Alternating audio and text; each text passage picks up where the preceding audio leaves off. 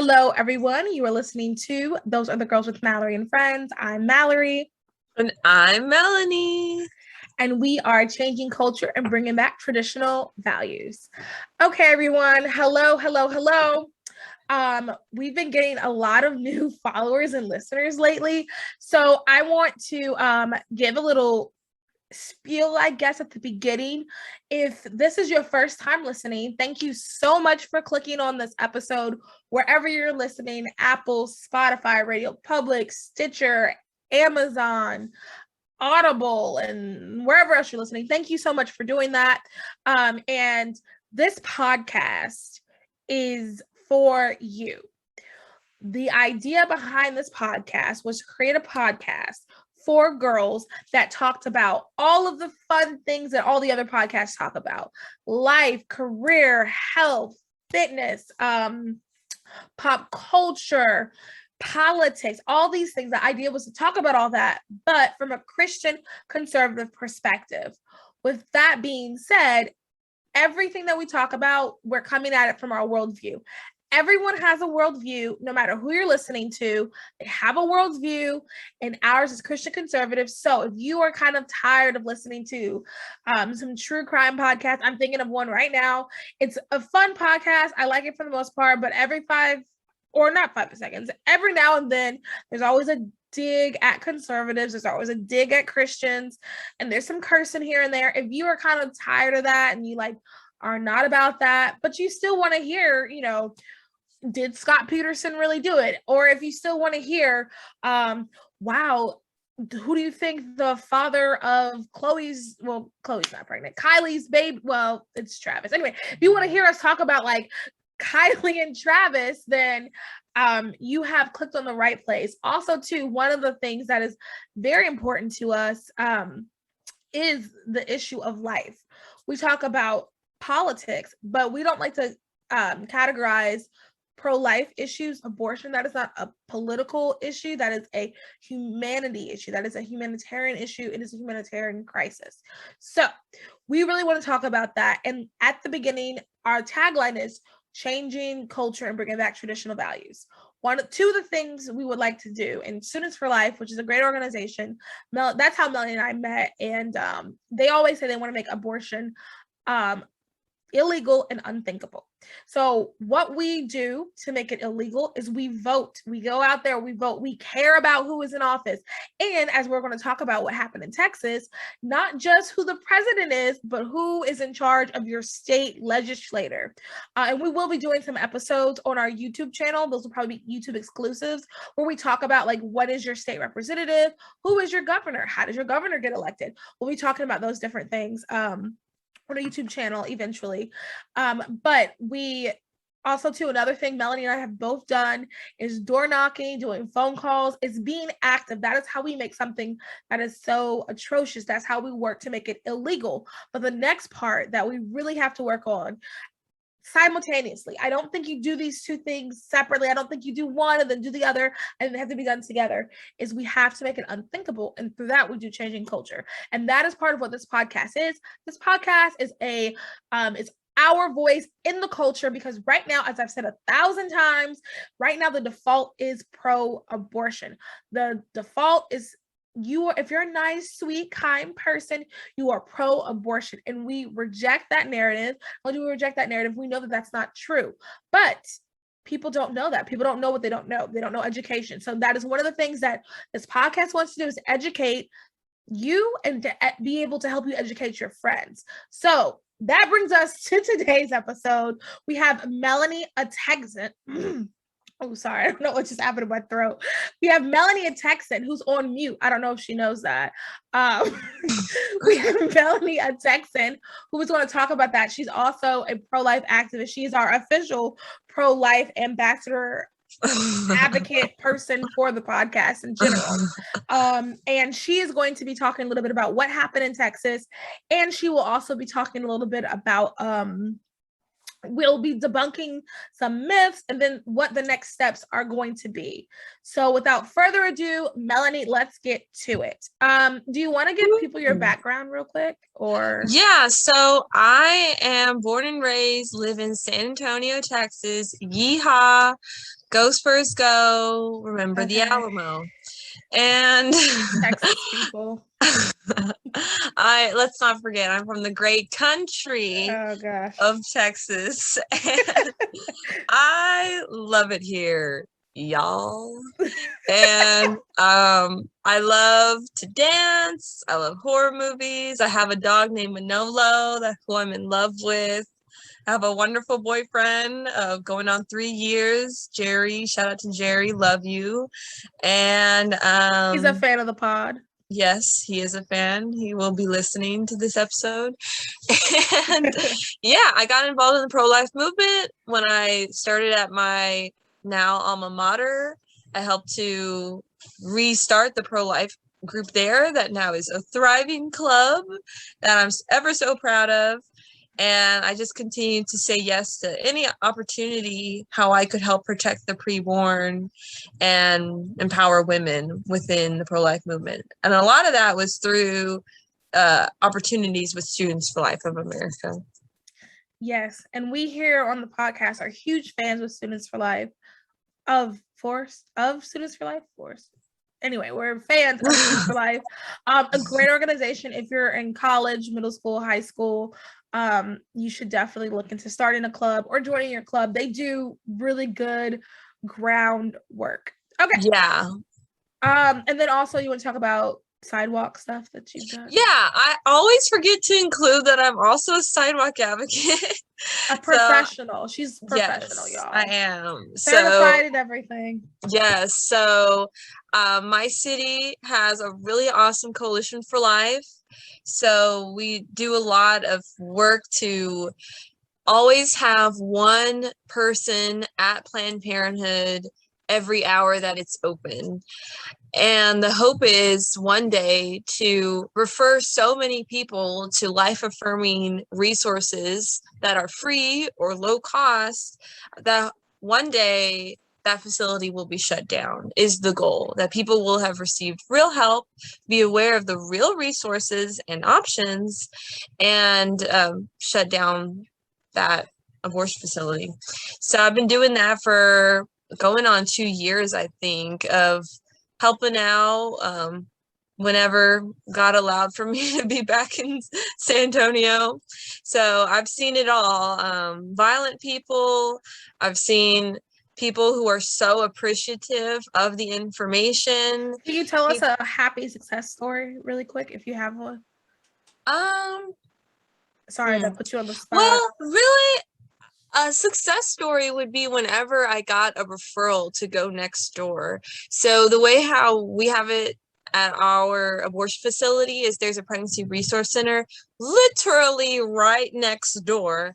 So I've just experienced it many times. I don't know how many at this point, but just the simple, hi, would you like a free gift bag? Has information on free ultrasound. Oh, an ultrasound. That's why I'm here today. Oh, really? That's awesome. Well, they charge upwards of about $300 for one ultrasound, but you can get that next door for free. Does that sound like something you're interested in? And most of the time they're going to say, oh yeah. And so I've just had that experience many times, which really reaffirms like the work that we're doing out on the front lines, and how, because at first it's scary, you know, like with most things, but how a simple conversation saved a life and helped a woman. And someone presented it to me in this way of not only are we saving a life, but you're potentially saving generations of people who will never know. But yeah, I thought someone told me that today. And so that really like widened my just appreciation for sidewalk advocacy. Is not only are we helping that woman, but we're saving generations of, you know, families and persons who have a purpose. So That's the empower. That's like the special things that I can think of. It's just those multiple instances of just being brave, offering a goodie bag and talking and saying, yeah, there's free right next door. How simple and easy it can be if you just say, yes, I'm going to talk with her. And I wonder if, like, when we get to heaven, people will know, like, hey, like, if someone will go, hey, you talked to my mom for like 5 minutes and I'm here. Something, I don't know. That'd be cool if you get to heaven and, like, there's all these people who are coming up and thanking you. Yeah, maybe the angels will set it up to be like, hey, so-and-so and so-and-so, you don't know each other, but now you will. And then, Yeah. That'd be so cool. But yeah, so we will get into a little bit more of like sidewalk advocacy and how that'll just be the next part of like what's next after things that happen in Texas also happen in the rest of the country. Okay, so let's get into it. Melanie, do you have like a brief summary of like what the bill says? Yeah, so this law is very different from other heartbeat laws that have been tried to go into effect in other states, because the way how it's enforced is not by the government, but it's by the citizens. So it's really inspiring and empowering, because in a way it's kind of like saying like, hey, the government isn't protecting preborn, so we will. So it's not that like the way how the law is enforced is by a civil lawsuit.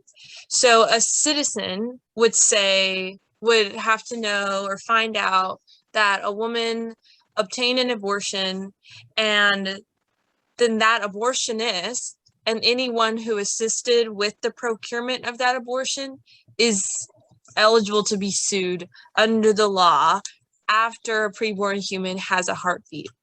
So that's how it's enforced. That's how it's different from other heartbeat bills that have failed, because this is enforced by the citizens. And another thing is that I really wanted to break down some common myths. Yes. One being that the woman can be sued. So that is just flat out not true. That's nowhere in the law. And that was never a thing prior to Roe v. Wade. So it's not a thing now. It's never been a thing for the woman herself to be punished. So again, the abortionist and anyone who assisted, meaning like it could be the Uber/Lyft driver. By the way, don't support Lyft anymore, because they're saying that they will cover any legal fees if one of their employees were to be sued. So wait, pause for a second. So they really you could sue the Lyft driver. Is that something that we think is actually going to happen? So I feel like that's such hyperbole. I don't know. I know. Yeah. So ideally, people would follow the law. I was actually in a documentary with Vice News yesterday, and this was a question that the pro-abortion reporter was asking of like, will you sue? Are you going to sue? Do you plan on suing? And my response really was, well, ideally people aren't going to break the law. I don't want to have to sue if people are going to abide by the law, Isn't that kind of like counteractive? Like, I should have to sue because nobody should ideally be breaking the law. But of course, if we see injustice happening, for example, of your neighbor's house is being broken into, or you see somebody beating someone up, when we see injustice happening, I would hope people are brave enough to say something about it. And so the same thing, if we had confirmation of an abortionist still performing abortions after the preborn human's detectable heartbeat via ultrasound, then I hope that I, along with any pro-lifer would be brave enough to call out the injustice. So that's how I would relate it. I have a question. Okay. If someone, well, no, I guess they wouldn't. Okay, never mind. I was going to ask, if someone is robbing a bank and they take, this is not funny, but it is. Hello. They take a Lyft to rob the bank. Could they prosecute the Lyft driver? But the difference would be, obviously, they would be an no. accomplice. They would be an accomplice. But what if the Lyft driver didn't know? Well, I guess that, and they would prosecute the people that do know, that are purposely. Yeah, I guess so. I'm just, and I see, feel and that's another thing, is that like today makes the law 1 week old at the time that we're recording this. So, and that's another thing I told the reporter last night, is that this is new to everyone. Yeah. So everyone is still learning how is this going to affect real life? Yeah. What is actually suing going to look like? Yeah. But yeah, ideally, an abortionist is not going to perform an abortion after a detectable preborn human's heartbeat, because I believe they can get a fine of up to $10,000, I think. Wow. Or maybe I'm misunderstanding that, and it's the person who reports it can receive $10,000. I'm not sure. I don't know. Let me see if it's on here. I feel as if it's probably, they will just be fined. Yeah, but it's like hefty fees. Yeah, which I'm all for. 100% prosecute them, fine them, lock them up. Maybe not lock them up right away, but lock them up eventually. Yeah. Let's see here. The thing I have doesn't say who receives it, but that's good to know. Okay, so yeah. Next myth you were going to say. Yeah. So another myth going around is that perpetrators through sexual violence can sue. For example, if the person they're abusing becomes pregnant, that they can sue and say, like, no, I don't want you to have this abortion, which under the law is also not true. And I have it pulled up in front of me, so I can literally read what it says. So it says, notwithstanding any other law, a civil action under this section may not be brought by a person who impregnated the abortion patient through an act of rape, sexual assault, incest, or any other act prohibited by sections penal code. So literally says it in the law. And so I think it's just misinformation, disbelief, people who just haven't taken the time to find out the truth. Well, what it is, and I'll tell you what it is. What it is people, like you said, it's been out for a week. People are on high emotion, high alert. Yeah. People are very upset. People are scared. People are thinking of the absolute worst thing. So anybody that shares anything about this law, whether it sounds like hyperbole, whether it's a flat out lie, people are just going to share it and share it and share it and then share it again. Most people are not doing their research, because I'll admit, last week I didn't think the whole Lyft driver thing was real, and I'm pretty sure I said no, it wasn't real, but I can retract that. I guess it is real. But people have not read it, and they are not educating themselves. And what does that tell you about, for myself, for example? I like that you read it out loud, so I know that part. And then not just me, but everyone else listening too. Like, maybe we should all take a glance at it if we're going to have educated conversations about it. But yes, thank you. Those are two that have really been making the rounds, and they've been making the rounds because those, yes. Okay, so I found the part that talks about the $10,000. Perfect. So let me read it.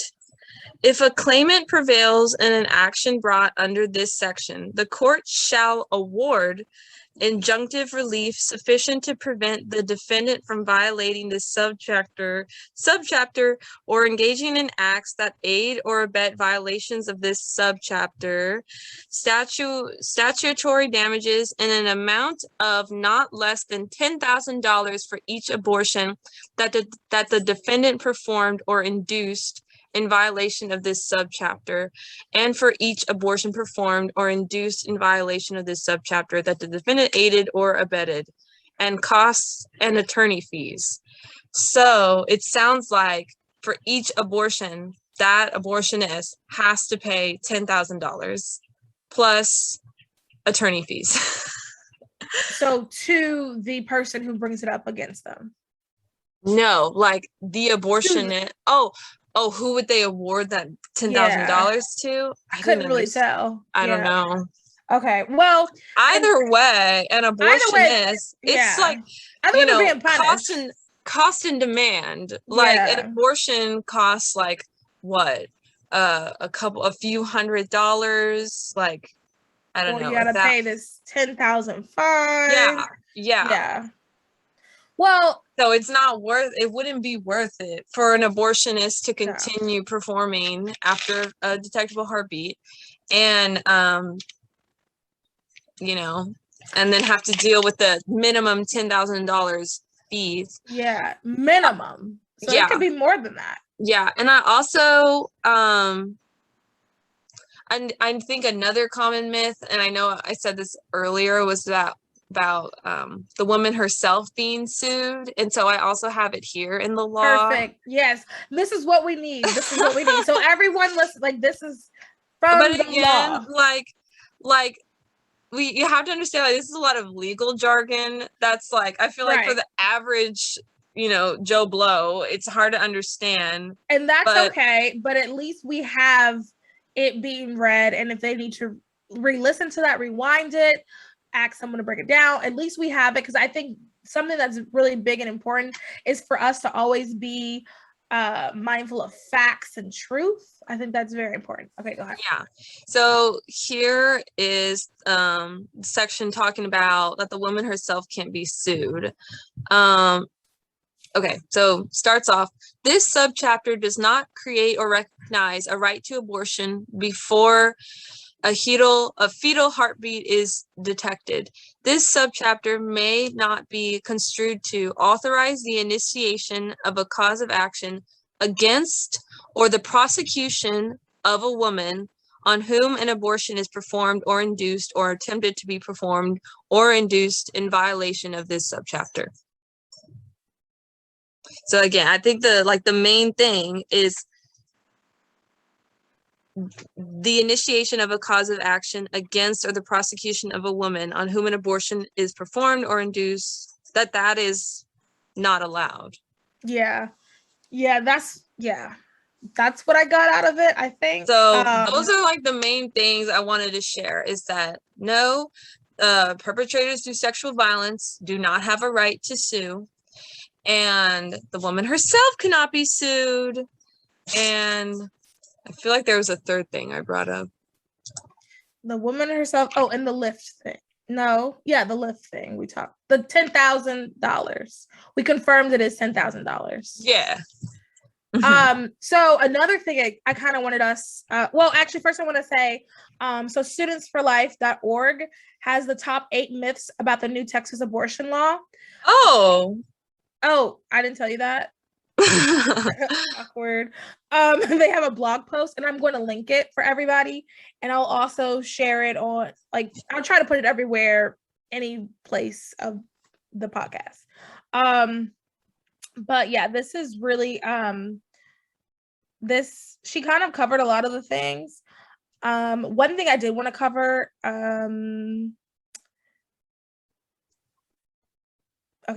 there's 2 things I wanted to cover on the list, but before we do that, it kind of like transitions into, I do want to talk a little bit about the heartbeat part. Yeah, I think we should discuss like our feelings about that. Yeah, so well, I wanted to add too that, like, so Roe v. Wade made it so that abortion is legal in all 50 states. So technically, abortion is not illegal in Texas. It's only illegal after a detectable preborn human's heartbeat. So, because some people say like it's a complete ban on abortion. Yeah. We're in Which Handmaid's Tale. technically, yeah, and technically it's not. So, but that would be up to women knowing their bodies, tracking their fertility, which they don't.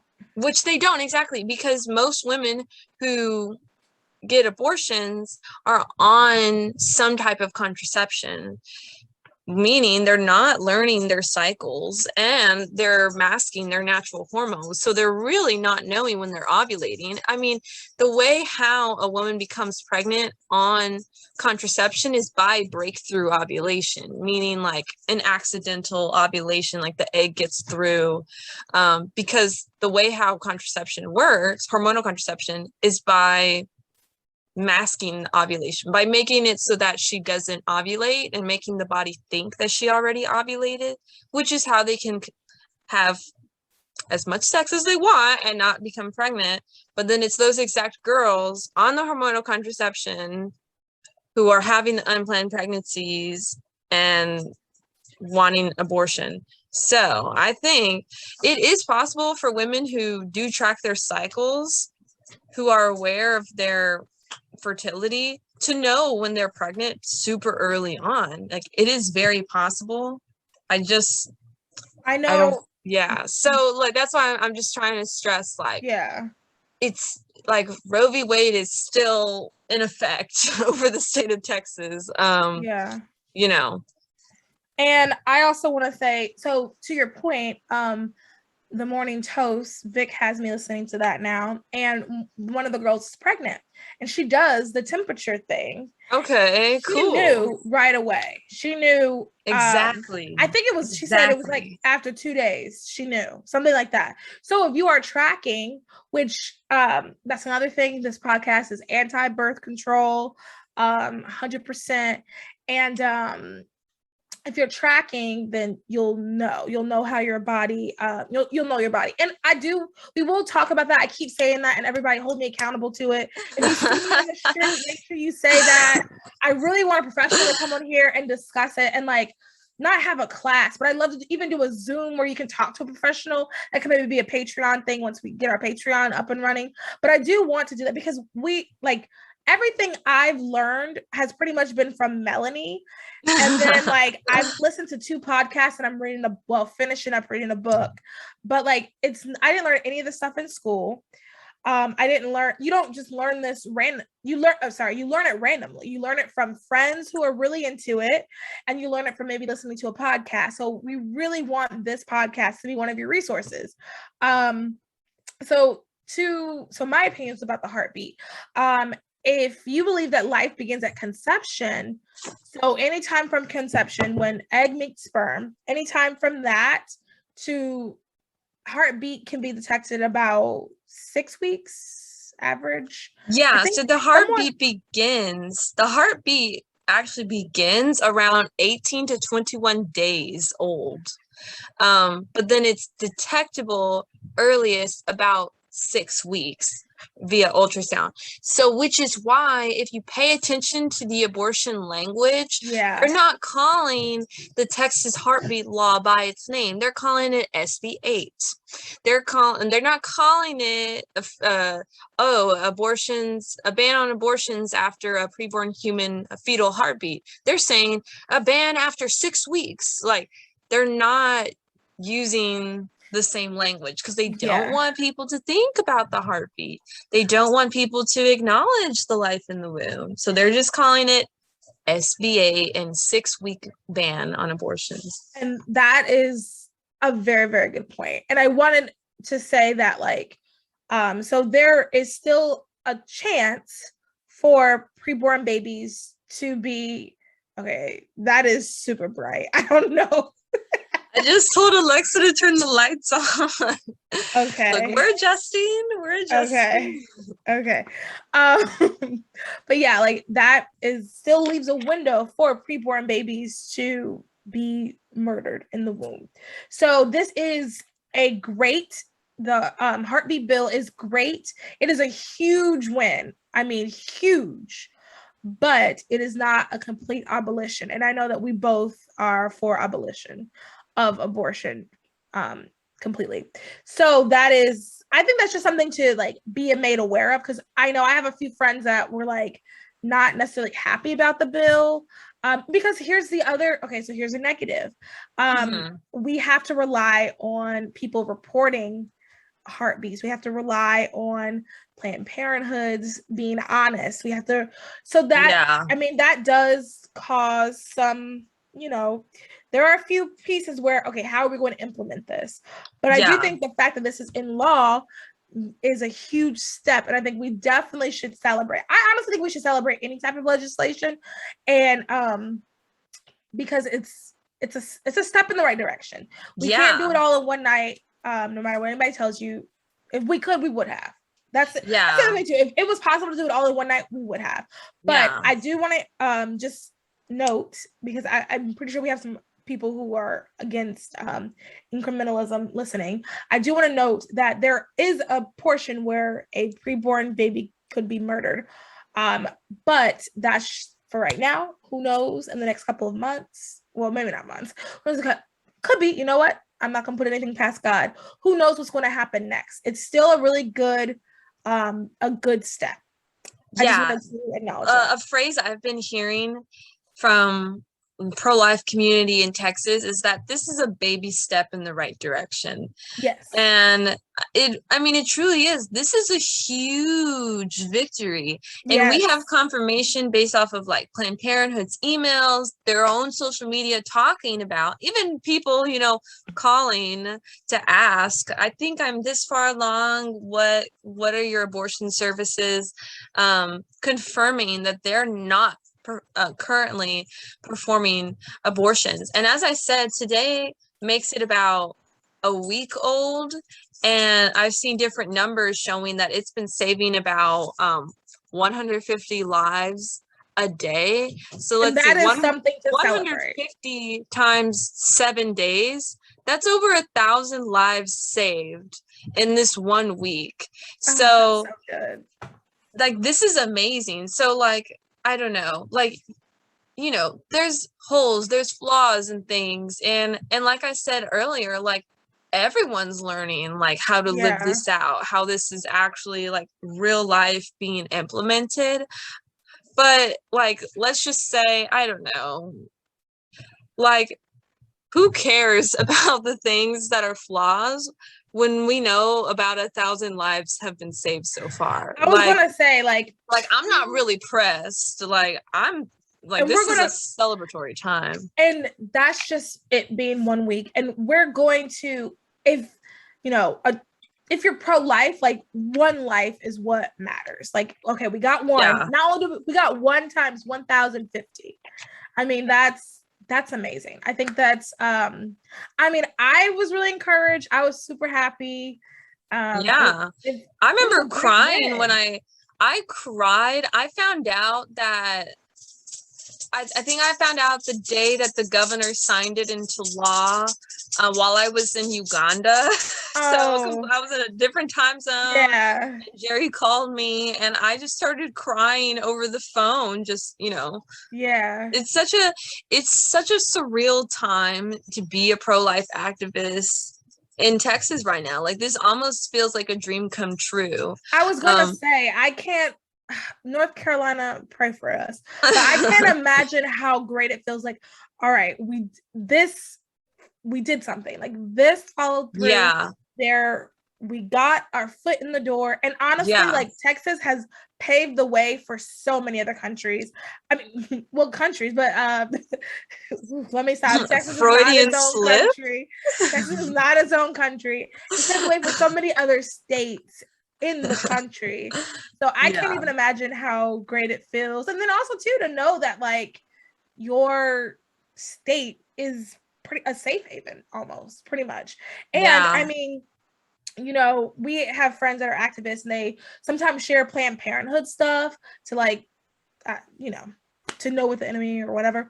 And I saw opposition research, and I saw a post saying like they're legitimately concerned, and I feel like that also too gives me like not hope, but like that makes me know that this isn't just one of those little like there's been a lot of bills that have gone through that have kind of just been like, oh, here you go, pro-lifers, please be quiet. But the fact that Planned Parenthood is so concerned, they're legitimately afraid, that gives me like so much hope. That makes me think like, okay, this is definitely something serious. Like we have done a step. And I'm saying I don't live in Texas, but I do think like everybody that is in the pro-life movement, this was all of us together. Because like I said, like illegal and unthinkable. Whatever you're doing in the pro-life movement, however small, posting occasionally, talking to your friends about it, that is helping make it unthinkable. That is changing the culture. The culture is like what we're focusing on laws and the culture. We really need to just do our part in educating and talking about it in the culture. Yeah. And I really wanted to like go off of your point earlier of it doesn't protect all of preborn humans, like preborn humans who don't have a heartbeat, or that in between phase of they have a heartbeat, but it's not detectable like by an ultrasound. That yes, like that is, you know, still the reality and possibility, and it's sad. But I think too, like we want to do, ideally, whatever is going, like the best strategies for the most amount of success. There was a bill throughout this past legislative session called the Texas Abolition Strategy that didn't make it to become law. And the way how the abolition strategy worked is like after so many, like every like 2 years, like it was like a 3-part bill. In that bill, that a new thing would go into effect every like 2 years, I think is how it was written up. So the first thing that would immediately go into effect is that it would end all discriminatory abortions based off of sex, disability, race. And then I think after 2 years, it would make it so that abortions would be illegal after a preborn human's heartbeat. And then another 2 years, make it a complete abolishment of abortion. And so that was something that didn't go through. And I believe this heartbeat bill was also something in the last legislative session, because Texas, we have our legislative session every 2 years. So 2 years ago, it was something that tried to go through, didn't make it. And so, but it went through this time, and the Texas abolition strategy didn't go through this time. Maybe it'll make it through, you know, in 2023. Like that's definitely possible. Like it wasn't too long ago. I don't know how many years ago, before this heartbeat law, abortions are legal and were legal. I can say past tense now. Wow. We're legal in Texas up to 20 weeks when we know a preborn human can feel pain. So it was so interesting, like how people think, oh, Texas is so pro-life and conservative when preborn humans could be killed up to that point. So I'm just sharing this because it takes time, you know, it takes changing that culture. Like that 20-week law from, I think it was 24 weeks prior to that, that was a step and it took time. But now we're at the preborn human's detectable heartbeat. And again, it may take time, but then finally a complete abolition is possible. But I'm just sharing this because like that is what we want, you know, to make it illegal, but it's going to take time to also make it unthinkable. And like how you have stressed, Mallory, the two go hand in hand. So like 2 years ago, the heartbeat law didn't go through. Probably Texas wasn't ready for that. I mean, people can say, oh, we're not ready right now. I mean, it's obviously we've grown since then. We've prepared for this time. So yeah, I'm just sharing to say like I hear that and I echo it because I want that too. I want all preborn humans to be protected. It's just, it naturally takes time for like efforts to be successful, you know, to work with the legislative process. So another bill that also went through last week, it passed through both. It made it through the House, already went through the Senate. So now it just needs to go to the governor's desk. And I know he's gladly going to sign it if he hasn't already. But it's gone under the radar because obviously it's not as headliner news as recent events. But a bill was passed for more regulations on chemical abortions. So since now surgical abortions are not going to be happening in Texas, that means possibly if a woman finds out she's pregnant before 6 weeks, there's going to be a rise of chemical abortions. But the bill that went through makes it so that a woman has to see her provider prior to getting these abortion pills, and she has to have a post checkup after the chemical abortion pills. So it's really just safety regulations, but again, things that the abortion industry doesn't want because it makes their job more difficult, puts an inconvenience on them. But it helps potentially to save a life if a woman has to go to see the doctor and not just through video chat or just order online. So that's something that was also passed to hopefully protect more of those preborn lives in between that life and, you know, detectable heartbeat that Texas did do. That, you know, that is another win that obviously, like I said, isn't as like headliner news. I think that is really, really, really, really, really, really good. I did not know that. And I'm really glad that you know that and you can talk about that, because I do think I think we need to put things in perspective and be honest with ourselves on what needs to be done. The reality is, as I've said 1,000 times, it is not a popular belief. It is not a fun, cutesy belief to be pro-life. So it takes time to get the things done it takes time to get the things done legally and culturally. Is that Manolo? This is another dog named Mia. That's Mia. Oh, she wanted to be with you. Yeah. But yeah, so it takes time for all of these things to happen. And I really do like how there was this other thing that's in between. Like, and if we just keep doing, like, throwing things at, honestly, I think we should just keep throwing things at the wall, trying to figure out what it is to get it all done. And I think that also takes creativity, that takes time, that takes energy, that takes all of us doing our part. You can always be doing something. I just really want to reiterate that, because I know sometimes it really does feel overwhelming. It was overwhelming, not knowing what to do, not knowing how to fix things, but you can always be doing something. We're going to take a slight break for an ad.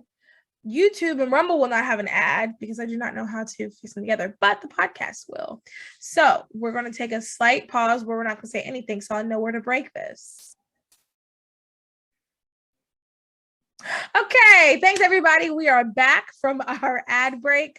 And I wanted to mention 2 things in the Students for Life blog, but we are kind of going way over. Honestly, in my head, I was like, oh, this will be like a 30-minute episode. No, it's already been like 40 minutes and we still have to talk about the 2 other things. So it's not going to be that short.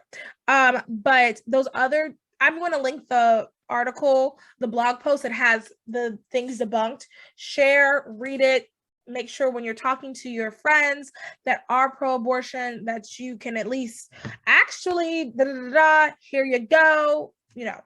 And also to show them this episode, because the second half of this episode, I really want to get to a myth that lots of people have on both sides. And when I say both sides, I'll just say both sides and people can infer what they want with that.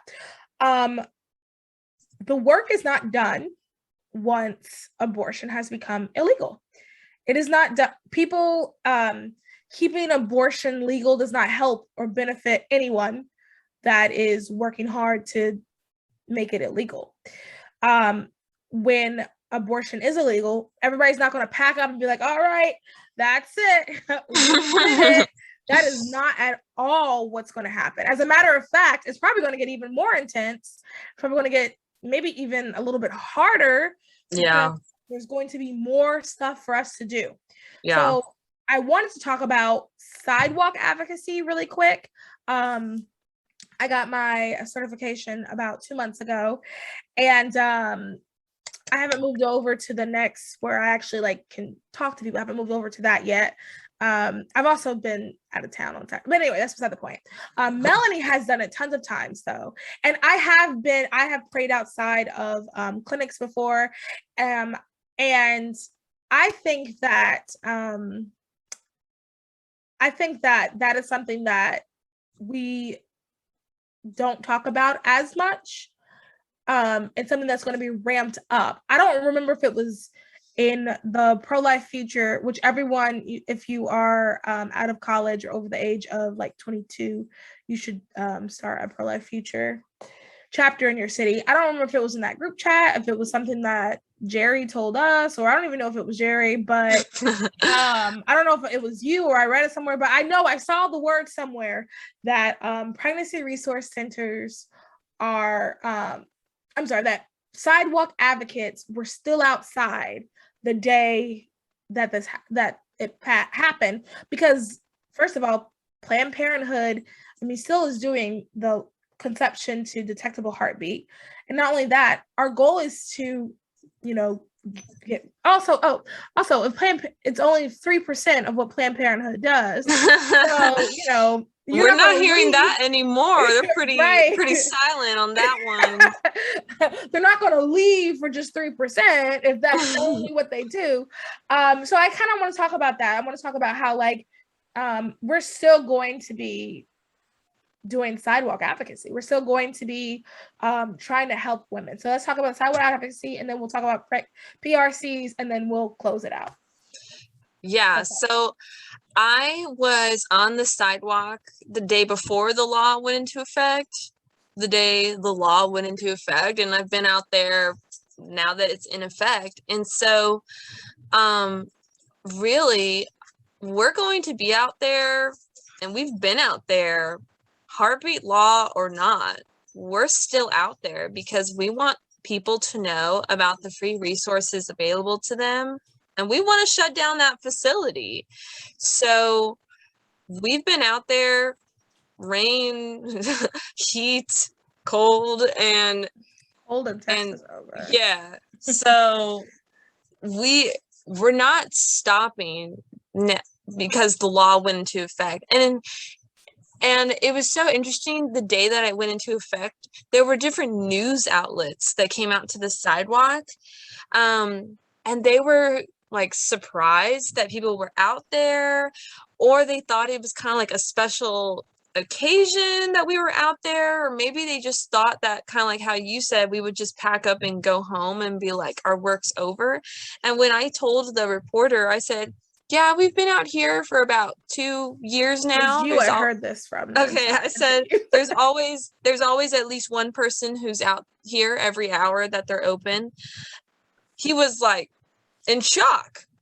And like I said, it was a special day to be out there on the sidewalk, but for us, it was almost like a normal day of I would be out there regardless.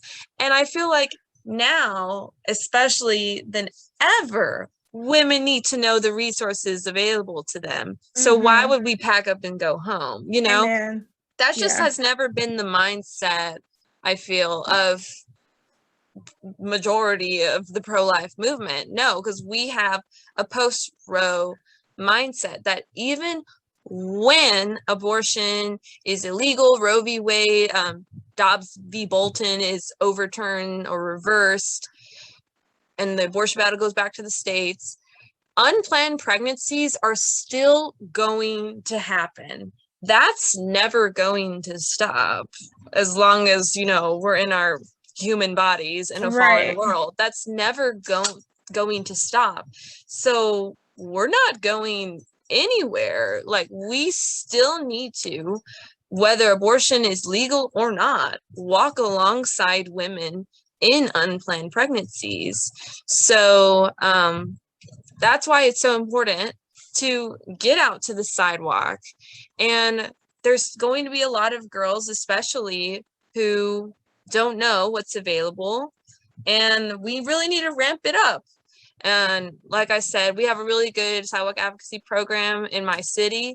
But wherever you are, especially if you're in Texas, get out there. The women need to know what's the pregnancy center, what are the resources readily available to them. I agree that now more than ever, because, and here's the thing about the pro-life movement, and we've seen it on t-shirts, we've seen it on stickers. Pro-life is pro-woman. Pro-woman is pro-life. So I like what you said, that there's still going to be unplanned pregnancies. People now more than ever need resources. People now more than ever need to know they have a village, a community that will help them. So that's why we don't stop. That's why when, like you said, when it goes back to the states and it is illegal, our work is not done. It's not even half done. This is going to be an ongoing thing that we're going to be helping, because that is part of being pro-life. Being pro-life is helping the mother and the child. Yeah. And think about it too. Like, let's imagine a post-Roe world. The pro-life movement isn't just going to dissolve, know, like, we can then take our efforts to more paid family leave, pregnant friendly campuses, work environments, focus on helping with foster care reform, adoption reform, like, it's and not some people are doing that now too. Yeah, exactly. There's already people in those sects of the pro-life movement that say, this is my thing. This is how I can help create a post-Roe America. So again, in that post-Roe America, in that reality where abortion is made illegal in your state, there's still going to be things to do, like work to be done. So yeah. And I just also really want to reiterate, anyone listening, you can do something. You are able to. There are things that can be done. One of the things, transitioning to our last point, one of the things that can be done, and something that I think everyone can be a part of, is they can volunteer, donate, support their local PRC. And your PRC is your Pregnancy Resource Center. Back in the day, so my mom was on the board of the one in Charlotte growing up. So back in the day, it used to be called Crisis Pregnancy Centers. And I remember thinking, or not thinking, I remember as I've gotten older being like, we need to do some rebranding, because Crisis Pregnancy sounds a little, but now everyone calls them PRCs. Because I have said PRC to my mom before, and she's like, a what? Like, pregnancy, because I was thinking about that. Old lady. I was thinking about that earlier today. That used to be, what was it? CPC, Crisis Pregnancy Center, and then most recently PRC. And there's also a new push for calling them pregnancy help organizations.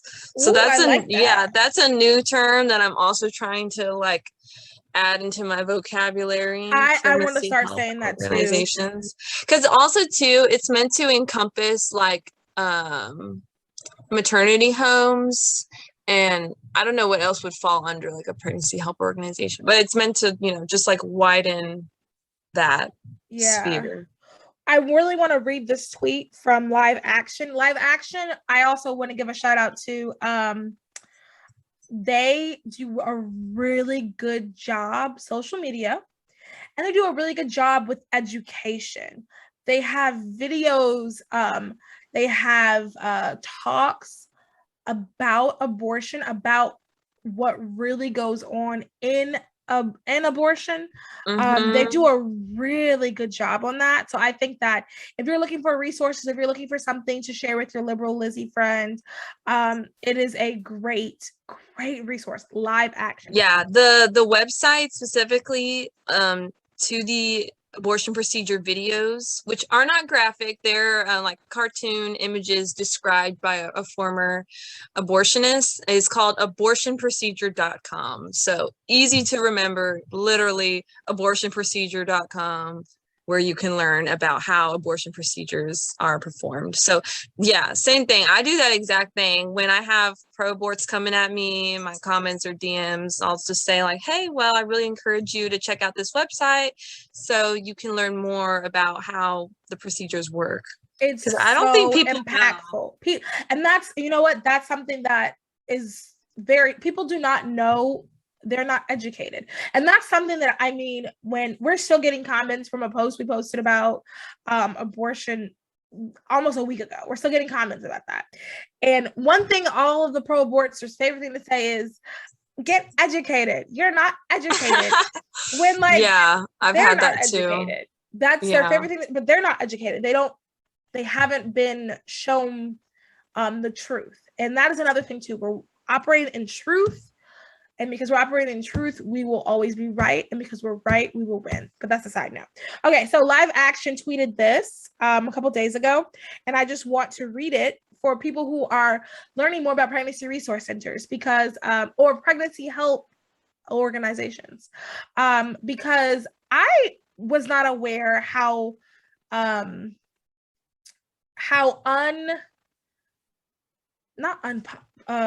unknown they were. Like I said, like I grew up with my mom was on the board, so like it's been part of my life, my whole life. I didn't realize a lot of people don't know what they are. A lot of people don't know what they do. Mm-hmm. I mean, one of my friends, he said he had never heard of it until I started talking about it like a couple months ago. And it's like I had no idea. So this is if you're listening and you don't know what it is, or if you want more information on, here is what they tweeted.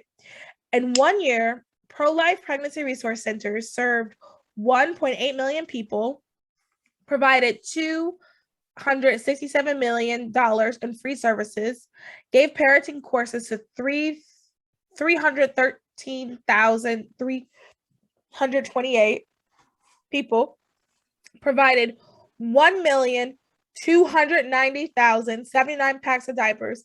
That is a PRC's like bread and butter diapers. Their bread and butter. They supplied 2,033,513 baby outfits. Moms and babies are safe and cared for. Abortion is barbaric and obsolete. I'm not quite sure. That's not part of what they provided. But anyway, those are good points. And then, so here it is. Pro-life advocates operate roughly 4,000 pregnancy resource centers that provide diapers, baby clothing, baby formula, counseling, financial support, housing support, parenting classes, and more. There are and then hundreds of millions in free resources, and none of these are run by pro-choice activists. And I want to make a point to the end more. There are lots of pregnancy resource centers, and the degree on which they operate varies, which also shows you that they need money, they need donations. They don't get anything from the government, unlike other organizations that we know about. They don't get anything from the government, but the degree on which they operate are, it really depends on the donations and money. So you can have a pregnancy resource center that can just, provide diapers and clothes, and that's kind of it. But then you can have a pregnancy resource center that not only has classes for, so that provides all that stuff, and then also, they have a nurse not 24/7, because that'll be open 24/7. They have a nurse every time they're open. And not only do they provide parenting classes for the mom, but they also provide man mentorship. The one that I volunteered with a little bit in Virginia Beach, they had a male mentorship program. So it really does vary in a degree of where you are. And the reality is they need money. Like, that is one of the biggest hurdles, is money donations. And the thing is, we can all do something. We can all, even if you can't give, because I know I've been in places where like even $5 is a struggle. Even if you can't give, your time is people definitely could use your time, because here's the other thing too. Very few of them have full-time staff. Even the ones that are like big and are able to do X, Y, and Z, very few of them have full-time staff. So all of the operation, everything that happens is through volunteers. Also too, you can get some of them, I don't know all of them, but I know some of them collect lightly used like car seats, lightly used, obviously here, this is just a side note. If you're going to donate something, obviously donate your best. I've helped with donations in various organizations, and I just think it's so disrespectful when people donate like things that are obviously crap and they didn't want themselves. So like, oh, let me just give it to somebody. They should be grateful. Don't do that. But that's the side note. But they'll accept different donations. I mean, you could even do things like with your different organizations, which kind of brings us to what. Yeah, I want to share something, like an idea I have, something I started doing. So I had the opportunity to intern at a maternity home for teen moms who are in the foster care system. So very unique experience. Yes. Anyways, one cool thing I learned is that they accept donations for the moms. And so what I've started doing is, instead of donating my clothes that I've either outgrown or it's just not my style anymore, instead of donating it to a thrift store like what I've always done, now I'm intentionally driving to the maternity home and donating my clothes there. So that's an idea, something that I've started doing. Like, if you're pressed on time, you're pressed on money, well, you're probably already getting rid of things, maybe, I don't know, old toys. And I'm just throwing this out there for sure, maternity homes, probably pregnancy resource centers too. Like, girls like girly things. So yeah, if you want to buy an extra lip gloss at the store, or if you have a hair product that you barely use but you realize, I don't like this, it doesn't mix with my hair, maybe something to give to a pregnancy center / maternity home, and those moms will love it.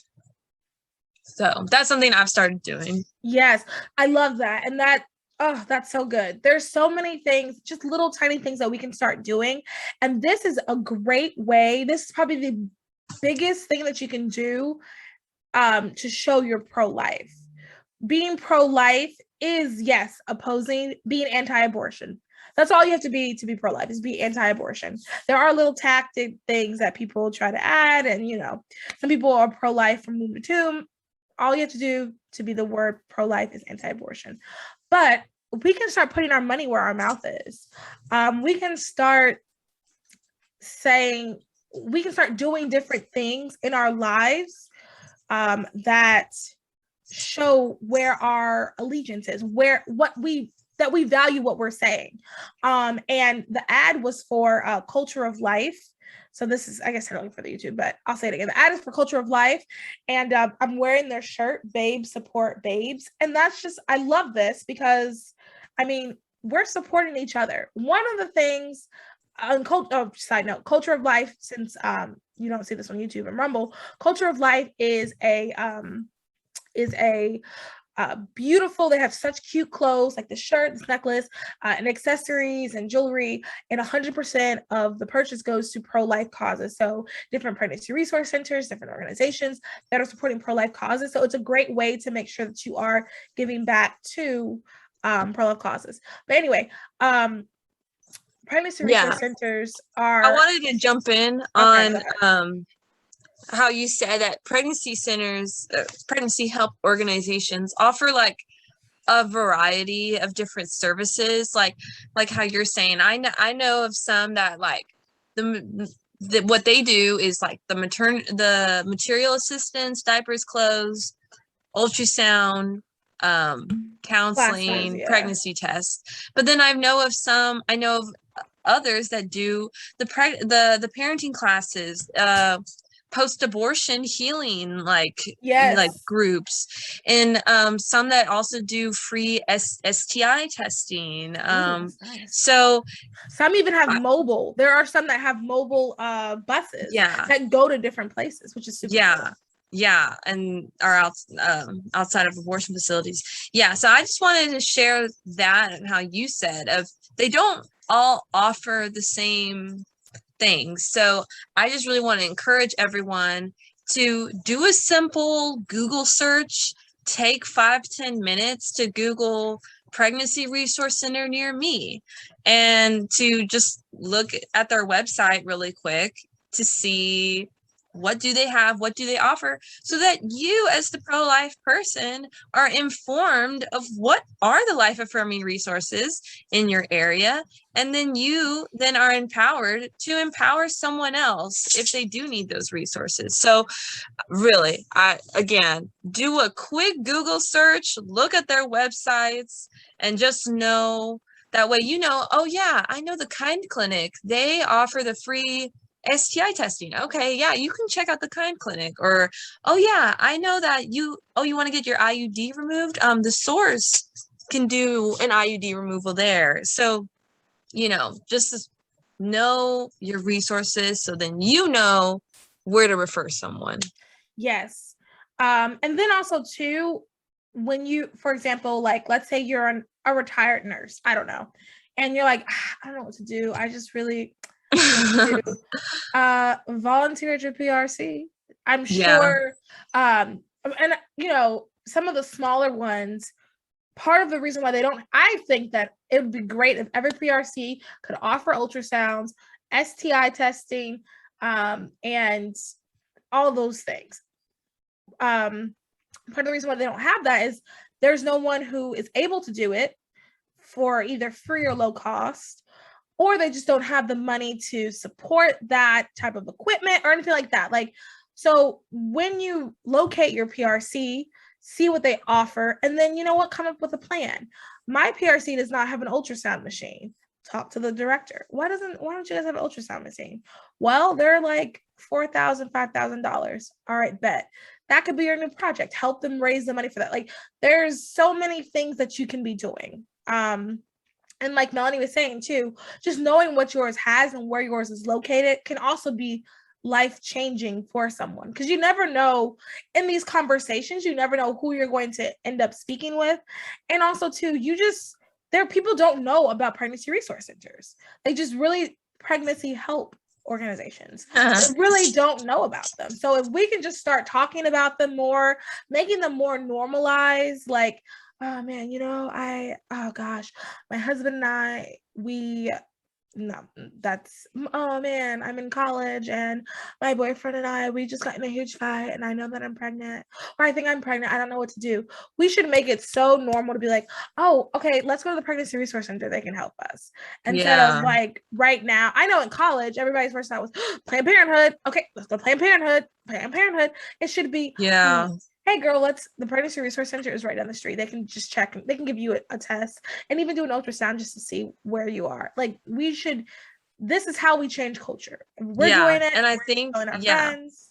Yeah. And I think really what you just said is the other side of the same coin of illegal and unthinkable. It's the same coin. And like an analogy I think of is how that there was a time when interracial marriage was illegal. That was not a thing. It was not allowed. It was frowned upon. It was weird. And now we look back where, how many, that was what, the 60s that it was made legal. And so I think we're like 60 years from then, I think. And so we look back and we're like, yeah, exactly. We're appalled. We're confused. We can't believe that was ever a thing. And so I think too, with creating a pro-life culture, along with making it illegal, eventually we can get to the point that we look back and we ask those same questions of, oh my goodness, how was that ever illegal? I can't believe that was ever a thing. Violence in the womb? What? ending preborn life, oh my goodness. And that one day we can get to the point that when a woman is in an unplanned pregnancy, that abortion is never the response. That the immediate response would be like how you just said, hey girl, let's go to our local PHO and get you that free pregnancy test. Like, oh wow, well, this is exciting, this changes up things, but girl, you're gonna be a great mom. Like, I firmly believe it is possible to get to that point in the future, just like how, like I said, with interracial marriage or slavery or another insert, discrimination or atrocity here that was once legal, that is no longer legal, and now we're all, completely against that. Yeah. We're appalled. So yeah. I want to believe that it's definitely possible for the same thing to happen with abortion. And like I said, it's the same, it's the other side of the same coin of voting pro-life first and creating that pro-life culture within your home, within your communities. I agree. Perfect. I think that's a good way to end it. Is there anything else you wanted to add? Closing remarks?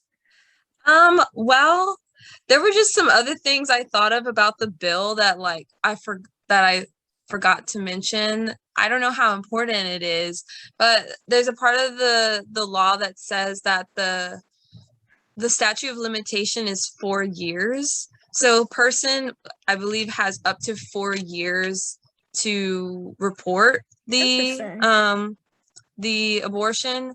So I just think that's really interesting, that there is a cap. That's a few years of time to report, but if someone were to be aware and then have a change of heart later on in life, that you have that 4-year gap to report that abortionist. And yeah, I just wanted to put that out there.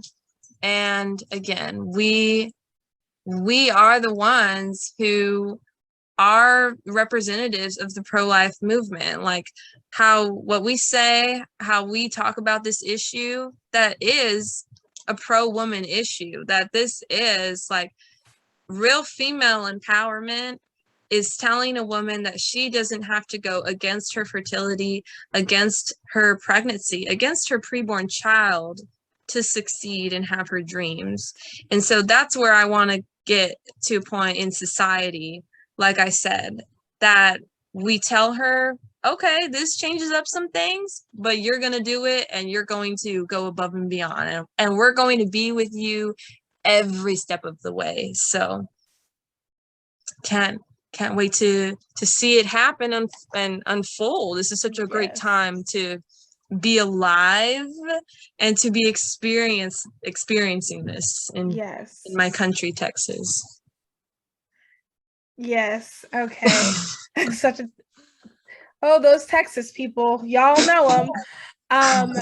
So my closing remarks really is, I just want to reiterate that the fight is not over, and that it won't ever be over, because there's always going to be unplanned pregnancies.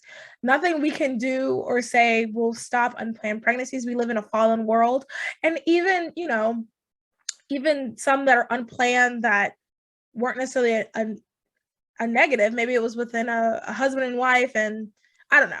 There's always going to be that. So the fight will never be over, but there's stuff that we all can do. And I just really want to reiterate that. And I guess I also want to reiterate that, we can change culture. We change, and I'm going to repeat what I said at the beginning. We change laws by voting. Who you vote for in your state and local elections are very important. Now more than ever, we see that. We change laws by voting, by doing our part. You can do phone banking, you can do calls. Students for Life Action is always doing something. Get involved with them. Susan B. Anthony List is always doing something. Get involved. Anything, mailers. Sometimes people, even if you're not confrontational, I want to say the family council, they sometimes just need people to stuff mailers. doing something. That is how you change the laws. The next thing that we're doing intertwined together is changing culture. Anything that you do, creating a pro-life Instagram account. I know that pro-life TikTok or pro-abortion TikTok is wild and crazy. I don't have TikTok, but I hear it's wild and crazy. Start a pro-life TikTok. Social media is big. Do anything in social media. Also, too, our conversations we're having with our friends are so important. Our conversations that we're having with our friends, standing up and saying something. I know that it can be difficult. I had a conversation with a friend this weekend, and I am known as like the pro-life girl. And, you know, it's who I am. And I try, you know, to be appropriate. Obviously, you know, if we're at someone's wedding and it's time for a toast and someone says something, obviously I'm not going to stand up and be like, wait, everybody, that's inappropriate. So I try to be appropriate with it. And there was a conversation that happened this past weekend with some friends. And, you know, sometimes it can be difficult deciding whether it's the appropriate time or not appropriate time. But I do think if you can, you should definitely say something. Somebody should say something. And if you have a friend that might be a little bit more bolder than you, always a in the back is always good too. It's just the tiny things like it, and I understand, yeah, just the tiny things. Like we can all do something. I want you to finish this episode and feel empowered to do something, to do anything. So yeah, thank you. I want to share another idea of a way to get involved. So Students for Life has a campaign going on right now called Abortion Free Cities. And so you can think of it, think of the door knocking efforts that political campaigns use to go to your door and ask you, encourage you to vote for a certain candidate. So what they're doing is going door to door in neighborhoods that are near to abortion facilities and also near to pregnancy resource centers to say, hi, are you aware there's a great pregnancy center in your area that offers X, Y, and Z? And unfortunately, there's also an abortion facility in your area that is known for failing their quarterly health inspections and led a woman to hemorrhage. So I'm using that because that was a real scenario that happened in Dallas. And so this is really going door to door, educating people about the local resources and trying to make awareness for the evils, the times that the abortion industry has truly harmed women and has just failed.